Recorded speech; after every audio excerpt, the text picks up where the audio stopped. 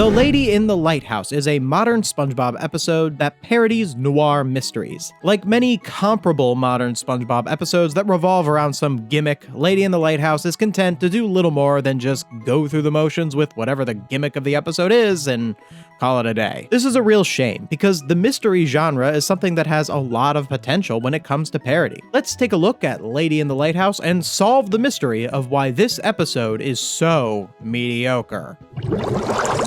Prologue. They already did this. The Lady in the Lighthouse revolves around Mrs. Puff's boating school being vandalized and Squidward taking the case because he gets to get out of work at the Krusty Krab. At first, I was a bit annoyed that they were doing another noir parody episode because they already did one with Squid Noir back in season 11. But it seems like this episode is almost a continuation of Squid Noir and having Squidward take on this jazz detective persona. It's not too dissimilar to how the early seasons had the Mermaid Man and Barnacle Boy episodes, where multiple different episodes parodied the superhero genre. But what makes the Mermaid Man and Barnacle Boy episodes work, even over multiple episodes, is that each one tackles a vastly different element of the superhero genre and crafts original stories based around it. Like, if you look at Mermaid Man and Barnacle Boy 3 and 4, you get one episode revolving around Man Ray undergoing a redemption arc and becoming good, using the concept of a supervillain to tell its story, and with 4, you get an episode revolving around SpongeBob getting a hold of Mermaid Man's belt and wreaking havoc with it because he uses it irresponsibly, using the concept of a sci-fi superhero gadget to tell a story about great power and great responsibility. If you look at Squid Noir and Lady in the Lighthouse, they both tread just about the exact same ground. Crime happens, episode turns black and white, Squidward starts talking with that noir voice, and then it goes through the motions with a series of bits until the mystery gets solved. This would be like if Mermaid Man and Barnacle Boy 3 wasn't about Mermaid Man's belt, but it was just another episode about a villain redemption, but this time it was the Dirty Bubble or something. Oh wait, they did that. And even as far as noir parodies go, both episodes are just weak when it comes to commenting on the genre at hand. Yeah, noir mysteries are really overdramatic. Haha, isn't it funny? Squidward is talking like a detective guy. Like, just think about how subversive Mermaid Man and Barnacle Boy are as a concept. You take the superhero, a character archetype that represents the most powerful kind of person imaginable, and you place them in a retirement home, turning that superhero sense of invincibility on its head by aging them up into fragile geriatrics. If Mermaid Man and Barnacle Boy were made in modern SpongeBob, they probably would have just been the young versions, and the episode they appeared in would have just been a couple of shallow observations about typical superhero cliches passed off as jokes. But while Lady in the Lighthouse has far too many similarities to Squid Noir, there are some differences in how their actual mysteries are presented and concluded, and both fail miserably. Chapter 1. Squid Noir. So, Squid Noir revolves around the mystery of who stole Squidward's clarinet. Something I think the episode sets up kinda well is that the beginning of the episode shows a bunch of other characters reacting negatively to Squidward playing the clarinet, which gives us a list of suspects for Squid to go confront later. Of the 3 suspects Squidward confronts, only one of them was actually cleverly written. The Bubble Bass sequence, where SpongeBob and Bubble Bass fight with their action figures. It's like they only came up with one good idea for this episode, but realized they needed multiple suspects, so they just added in these much more shallow scenes with Mr. Krabs and Patrick. Like in the Mr. Krabs scene, where Krabs is like, I have an alibi, look at my butt print. And Patrick doesn't even really have a concrete alibi, they just figure out he didn't do it because he has jelly on his hands, which reveals the actual clarinet thieves were jellyfish. What's so dumb about the jellyfish reveal is that there wasn't any reference to jellyfish earlier in the episode. So yeah, the episode succeeded at having us not guess who the culprit was, but it only succeeded at that because, well, it cheated by having the actual answer be something that wasn't even hinted at until the point where it was meant to be revealed. A good mystery isn't so much about the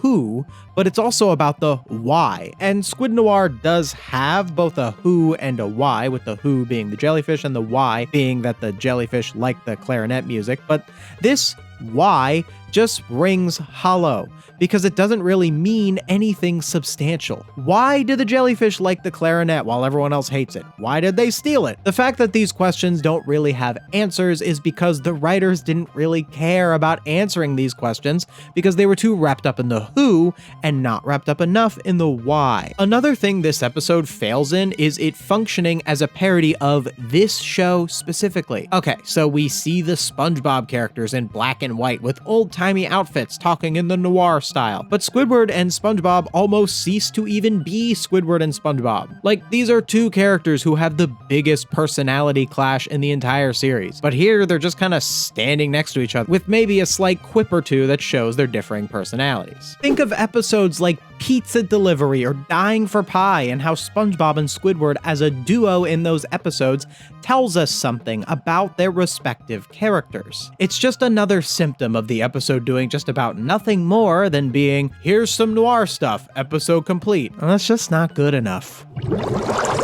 Chapter 2. The Lady in the Lighthouse. Lady in the Lighthouse does some things better and some things worse than Squid Noir. One downgrade of Lady in the Lighthouse is that the suspects are not introduced at the beginning of the episode like they are in Squid Noir, giving us less opportunity to try and guess which suspect actually did it, since each suspect is only introduced right before Squidward confronts them. I don't want to give Squid Noir too much credit here because, like I said earlier, it squandered its use of suspects anyway by introducing a random new suspect at the end, but I still think that Lady in the Lighthouse's approach of not setting up the suspects beforehand definitely weakened it. I could see a mystery not setting up every suspect beforehand. It could definitely work with certain mystery stories, but an 11-minute noir parody is not one of them. Clearly, they were just being lazy. The first suspect is Larry.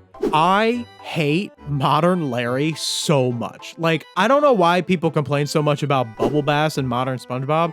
At least Bubble Bass can still have some good moments, but Larry, with this hollow Jim Bro quips and referring to himself in the third person, takes the cake for my most hated modern SpongeBob character.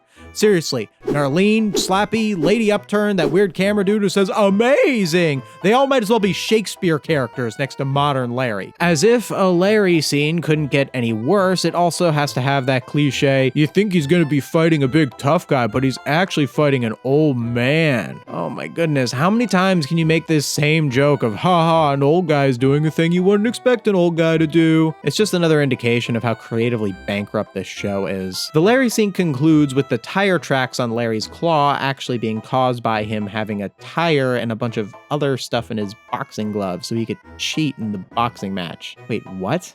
Okay, first off, how does that explain that there were signs of a lobster being at the crime scene? That's the whole reason they were here. Secondly, why would a tire of all things be in Larry's glove to make it heavier? The other objects make sense, but not a tire, which is the main thing that was in there. And third, if the twist of this scene was supposed to be that Larry was cheating in order to win the fight, why did you make his opponent Old Man Walker? Wouldn't it make more sense for him to cheat if his opponent was actually threatening? It's like they were presented with two plot opportunities, the old man being the opponent and Larry cheating at the boxing match, and decided to just go with both of them even though they didn't work together. Then they go to the Salty Spittoon, cause reference. In the Salty Spittoon, there is at least a scene that highlights Squidward and SpongeBob's differing personalities, with SpongeBob paying for the jukebox to play his favorite song 100 times, but this is just a random joke put in, I think, only because the writer saw an opportunity to put in a joke, rather than a joke that actually contributes to the main story. The next suspect is someone called Red Herring. Get it? Because red herrings are a thing in mysteries that distract you from the mystery,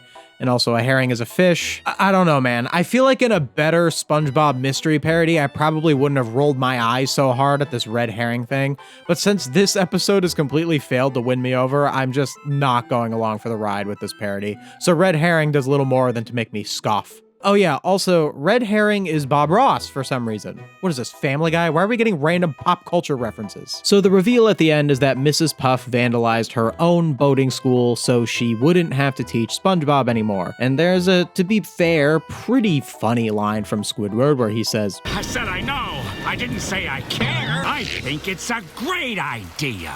And then after that, Puff and Squidward vandalize the Krusty Krab so Squid can get out of work. I actually don't hate this ending. It does fit with the character. It's a twist that we as the audience could guess, but also isn't too obvious, and best of all, it subverts the mystery genre by having the main detective side with the culprit instead of arresting them. Although I think that, similar to Squid Noir, the ending with Mrs. Puff kind of cheated when it came to making the reveal something you wouldn't guess, because at the beginning of the episode, Mrs. Puff drives to the boating school alone and is surprised at all the damage.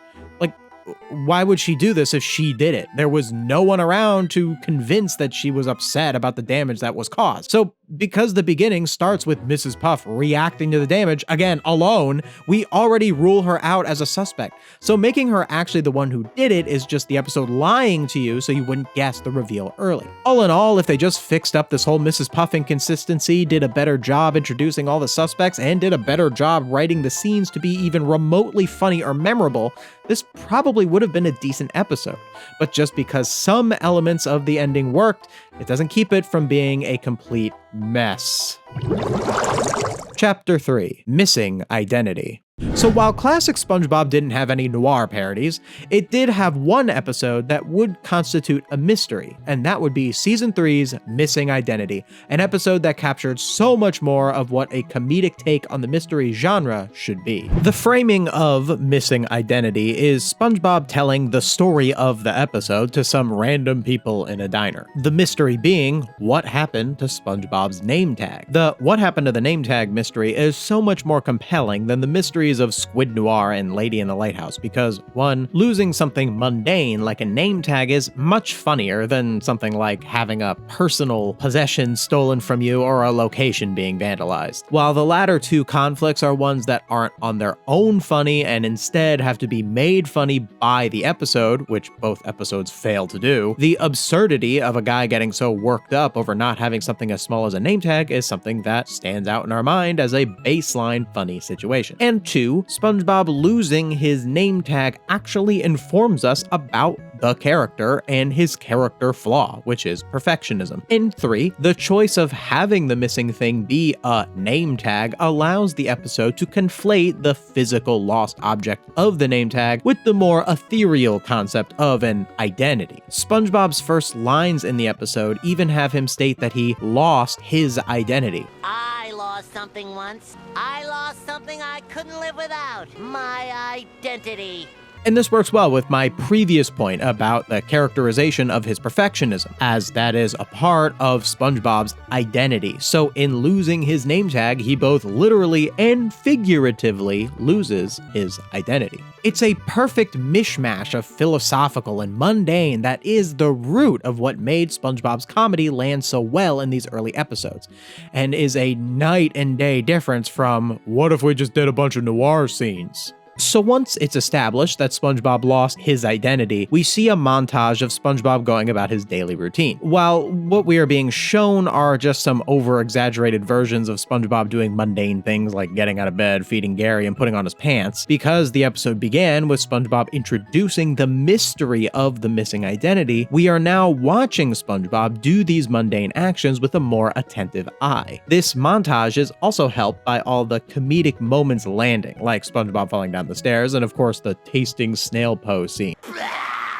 I feel a disturbance. Something that I would criticize in a lesser story would be showing mundane actions like a character getting out of bed and eating breakfast. Like when I talked about the episode Welcome to Binary Bottom in my Modern SpongeBob Doesn't Understand Science Fiction video, where that episode took place in an alternate universe where all the SpongeBob characters were robots, and the beginning of the episode showed robot SpongeBob doing mundane morning routine stuff. The reason that Binary Bottom's opening fails while Missing Identity's opening succeeds is that the mundane actions of SpongeBob and Missing Identity are properly set up to work within the story, whereas Binary Bottom's opening is just something happening on screen in an episode that would go on to not have a real story. Squid Noir would have benefited, I think, from a similar framing device to its opening, where the episode begins with Squidward's clarinet being stolen, and then in flashback, the scenes of characters being annoyed at Squidward's clarinet playing are shown. As the episode currently stands, we can kind of connect the dots that since the episode is called Squid Noir, it's going to have Squidward's clarinet get stolen, but other than the title, it's not really explicitly stated that these scenes have anything to do with the upcoming mystery, or that there's even going to be a mystery at all. Then missing identity raises the stakes. SpongeBob already by default overreacts to losing his name tag, but the episode adds a larger consequence and a time limit to SpongeBob finding his name tag with the whole employee inspection thing, where Mr. Krabs says if you don't pass, you get the boot. This boot, to be exact, it's very stinky, and you'll have to wear it all day.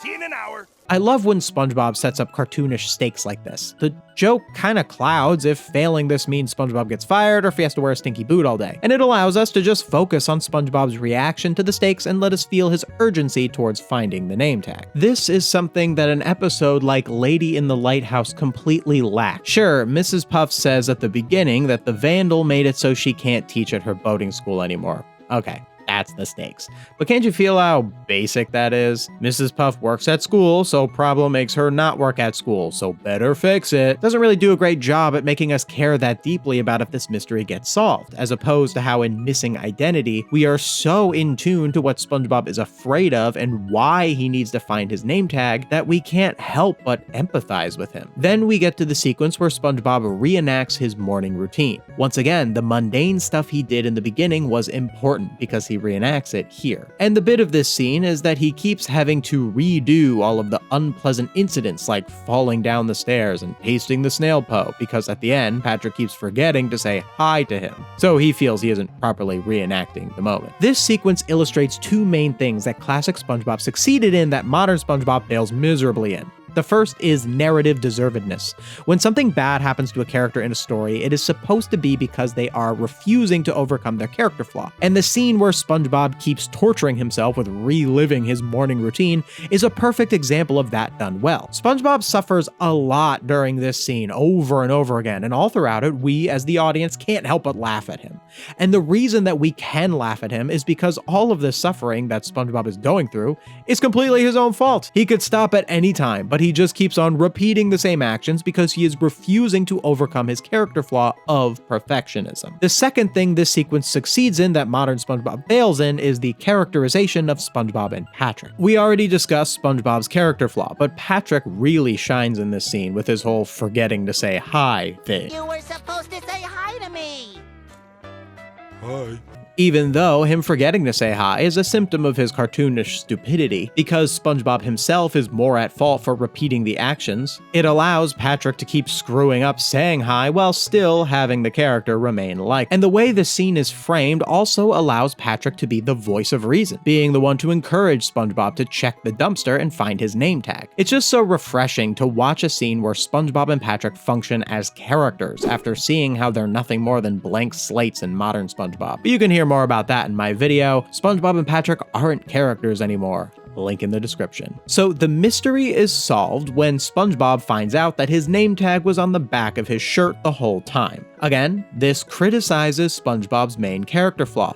He was such a perfectionist and too focused on little details like his morning routine and Patrick saying hi that he didn't even realize his shirt was on backwards, teaching the main lesson of the episode. And the episode actually left a couple little hints that you most likely wouldn't notice unless you rewatched it with the ending in mind, such as the fact that there's a part in the morning routine at the beginning where SpongeBob puts on his pants, but when SpongeBob retraces his morning routine later, he actually doesn't change out of his pants. So the one thing he forgot to retrace his steps for was the very thing that made him lose his name tag. And also, throughout the entire episode, SpongeBob is wearing his shirt backwards, and if you pay attention to the present scenes, you can see his shirt is on forwards. These are super cool little details that are essential for any good mystery. Squid Noir and Lady of the Lighthouse have just about none of the weight of the name tag back of shirt reveal. They're just revealing that's what the ending is because, ooh, I bet you didn't expect it was jellyfish, or ooh, I bet you didn't think Mrs. Puff vandalized her own school. The Mrs. Puff one sure does tell us something about her character, but teacher not liking her job is far less relatable and far less interesting than a deconstruction of the character flaw of perfectionism, which is something that everyone feels like at some point in their life and can find themselves relating to SpongeBob because of that. And then Missing Identity ends with SpongeBob SpongeBob failing the inspection anyway, because he was in the dumpster looking for his name tag. And then, in the present day, in the diner, he finds out that the waitress he was telling the story to is wearing someone else's name tag, communicating to SpongeBob how meaningless his whole quest was and further criticizing his character flaw. In watching Missing Identity and the Mermaid Man and Barnacle Boy episodes, I was really able to pinpoint the main issue with Squid Noir and Lady in the Lighthouse.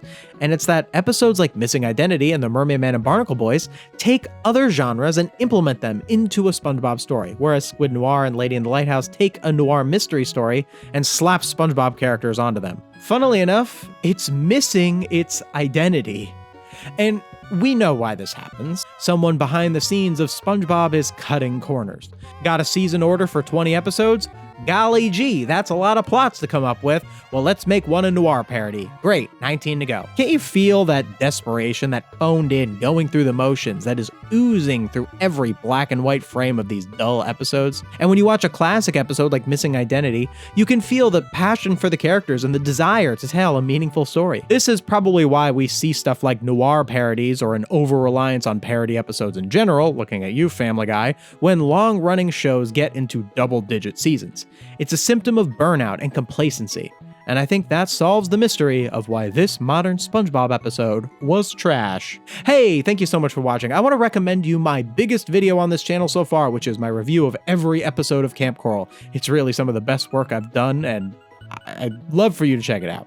Or if you'd like to see my live stream content covering awful AI channels like Sponge Truths, you can click this link right here. If you like what I do and want to see me do more of it, consider becoming a channel member or supporting my Patreon. See you next time.